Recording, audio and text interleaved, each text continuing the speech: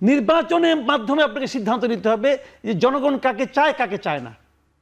আপনি কেউ না নির্বাচনের মাধ্যমে নিষিদ্ধ হয়েছে। নাজিক আমাদের উদাহরণ, ওটা কি কোরআন শরীফ নাকি ভাই?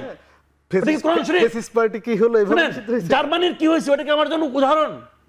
আমি কি ওরকম হবো? আমি আমার মতো চলবো, আমার দেশ আমার মতো চলবে। দ্বিতীয় বিশ্বযুদ্ধ হয়েছে এখানে, তার থেকে তো ভয়ঙ্কর ঘটনা ঘটছে। কোনটা ভয়ঙ্কর আপনি বলবেন একভাবে, জনগণ বলবে আরেকভাবে। জনগণের সিদ্ধান্ত আপনি নিতে পারেন না, এই এখতিয়ার আপনাকে কেউ দেয় নাই। জনগণ 5 আগস্ট রায় দিয়ে দিয়েছে উৎখাত করে আওয়ামী লীগ। আপনি তো বলতেছেন এটা আপনার কথা, আসেননি ইলেকশনে।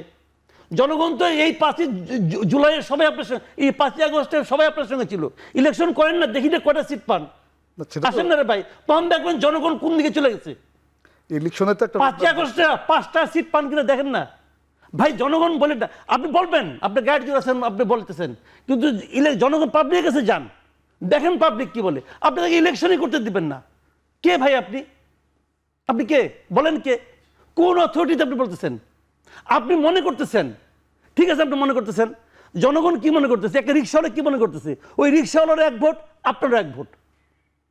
রিক্সাওয়ালার মতামতকে এই দেশে গুরুত্ব দিতে হবে। সে কি বলে দেখতে হবে আপনাকে। কাজে সবার দায়িত্ব আপনি নিয়েন না। আমি বলছি জনগণ এটা চায় না, আপনি জানেন না এটা। আচ্ছা, কাজে জনগণের চাওয়ার একমাত্র পদ্ধতি হলো নির্বাচন।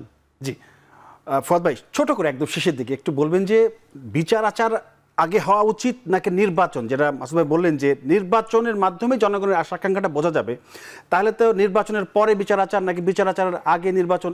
30 সেকেন্ডে একটু বলেন ছোট করে।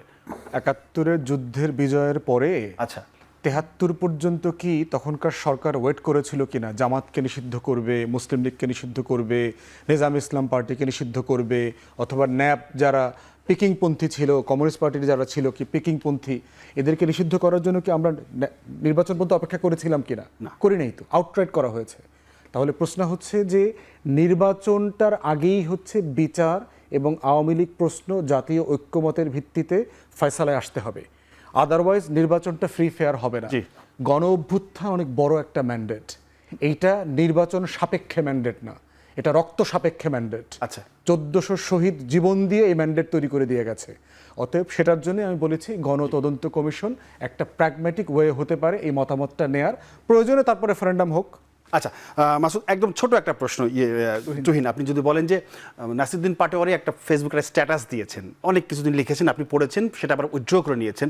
তিনি এক জায়গায় লিখেছেন যে জামায়াতের বাংলাদেশের পক্ষের অংশ, বিএনপির বাংলাদেশের পক্ষের অংশ, এরকম পক্ষের অংশ বলেছেন তিনি। মানে এটা আসলে কি, এটা কি ওনার নিজস্ব ব্যক্তিগত না দলের কোনো মত ছিল? ছোট করে একদম 30 সেকেন্ড। এটা হলো ওনার ব্যক্তিগত মতামত, এবং আমরা বাকি যারা নেতৃবৃন্দ আছে দেখবেন ওখানেও তারা কমেন্টস করছে, এর সাথে আমরা একমত না, করছে এবং করছে। আমি উদ্র করছি, আমি জাস্ট একটা জিনিস বলতে চাই যে নির্বাচন হলো একটা রাষ্ট্রের হলো সর্বোচ্চ হলো রায়, কিন্তু তার থেকেও গ্লোবালি রিকগনাইজ বড় রায় হলো গণ অভ্যুত্থান।